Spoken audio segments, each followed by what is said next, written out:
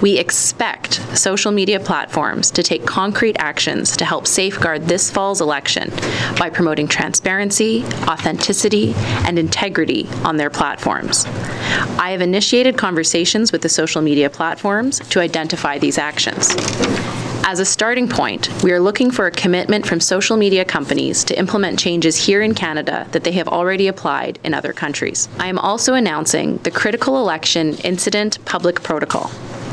The protocol establishes a simple, clear, and impartial process to inform Canadians of a threat to the integrity of the 2019 federal election.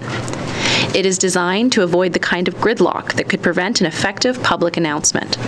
The core responsibility for the protocol resides in a group of senior civil servants. One of the things that's important is that the threshold for alerting the public needs to be high. It needs to be something that is compromising the ability for a free and fair election to take place. However, over the past 2 years, we have learned from incidents around the world, specifically in allied countries like the United States or France, as to what kinds of incidents those would be. And of course, they would be context dependent, but this protocol is put in place to ensure that, having learned from the experiences of our allies, that we can act swiftly here in Canada. In the site task force here, under the chairmanship of CSE, the Communication Security Establishment, with all of its cyber expertise, the RCMP task force is there, CSIS is there, Global Affairs is there, the Rapid Response Mechanism represented through Global Affairs is there, all to make sure that we're bringing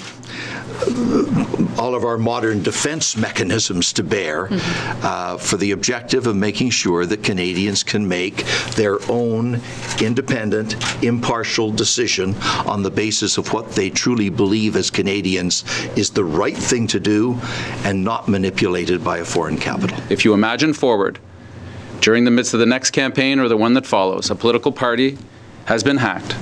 Their database has been breached by a foreign entity or domestic, and that targeted social media ads are going out to those Canadians in that rich database. A protocol committee made up of people who were hired by the last government then releases that information, moving the needle of the election potentially one way or another. The Chief Electoral Officer must be involved because they're the ones whose primary and only job is to ensure that our elections are safe.